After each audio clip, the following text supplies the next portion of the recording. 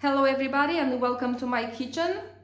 I'm Jo, and in this video I'm going to share with you a recipe that I have from my mother of orange cake with nuts. It's a cake that she makes since I was a child, and what can I say? It's my childhood cake.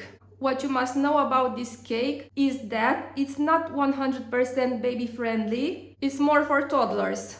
For this cake you need 6 eggs, I separated the white from the yolk, 250 grams of stevia, 50 grams of cocoa, the juice from 2 oranges, the peel from 1 orange, I use this part of the grater, 250 grams of nuts, 250 milliliters of water, 1 spoon of flour, half of a teaspoon of bio baking powder, 5 grams of butter, 2 spoons of cocoa, 3 spoons of stevia, and an orange and some nuts to decorate the cake with. Also, a tray with a diameter of 26 centimeters with detachable walls. What I'm going to do is add the water to the nuts and let them hydrate.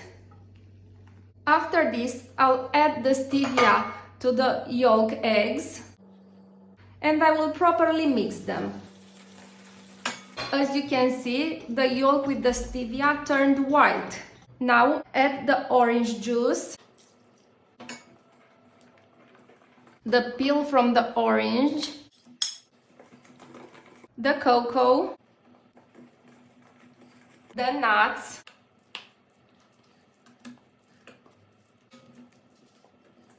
the bio baking powder, and the flour. I'll mix the white eggs until I get a white hard foam. You add the white egg to the rest of the batter and you mix all the ingredients. You put the batter in the tray that goes in the oven. Spread it equally in the tray and put it in the preheated oven at 150 degrees for 45 minutes.